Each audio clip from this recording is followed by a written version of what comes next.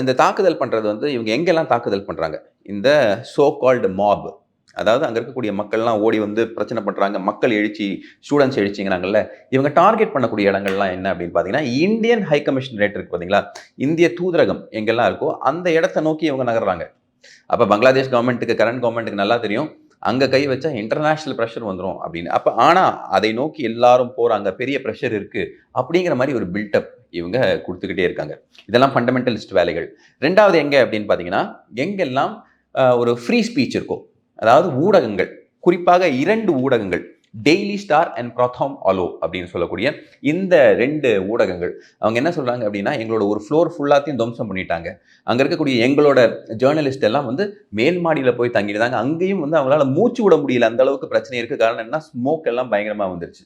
3வது நான் சொன்னது இந்த கல்ச்சரல் இன்ஸ்டிடியூஷன்ஸ். எங்கெல்லாம் மியூசியம் இருக்கோ, எங்கெல்லாம் வரலாறு, அப்புறம் அங்க இருக்கக்கூடிய பங்களாதேஷோட ரவீந்திரநாத் தாகூர் அவர்களோட பெருமை பேசக்கூடிய அந்த ஒர்க்ஸ் இதெல்லாம் எங்க ஸ்டோர் பண்ணியிருக்காங்களோ, அது எல்லாத்தையும் எரிக்க ஆரம்பிக்கிறாங்க. டிஸ்ட்ராய் பண்ண ஆரம்பிக்கிறாங்க. ஸோ இது எதுக்கு அப்படின்னு பார்த்தீங்கன்னா, எங்கெல்லாம் அடிப்படைவாதம் ஜாஸ்தியாக இருக்கோ, அதெல்லாம் இது பண்ணக்கூடிய வேலை. இப்ப இதுக்கு பின்னாடி யார் இருக்காங்க அப்படின்னு பார்த்தீங்கன்னா, குறிப்பாக இந்த ராடிக்கல் இஸ்லாமிக் அவுட்ஃபிட்ஸ், குறிப்பா இந்த கிலாஃபத் மஜ்லிஸ், அவங்க தான் வந்து இந்த எலெக்ஷன்ல போட்டியிட்டு ஜெயிக்கணும் அப்படின்னு முயற்சி பண்றாங்க. அப்ப என்ன பண்ணணும்? ஒரு ஒரு எல்லாருக்கும் தெரிந்த ஒரு ஃபார்முலா தான். அதாவது ஹிட்லர் என்ன பண்ணாரு? யூதர்கள் தான் எதிரி. அப்ப இவங்க தான் நம்மளோட எதிரி.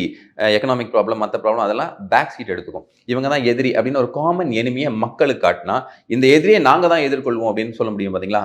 அந்த ராடிக்கல் அவுட்ஃபிட்டாக இருக்கக்கூடிய இந்த கிலாஃபத் மஜ்லிஸ், அவங்க இதற்கு பின்னாடி இருக்காங்க அப்படிங்கிறது இங்க இருக்கக்கூடிய ஒரு பெரும்பான்மையினரோட நம்பிக்கை. அது மட்டும் இல்லாம ஐஎஸ்ஐயோட ஃபுட் பிரிண்ட் ஜாஸ்தியா இருக்கு.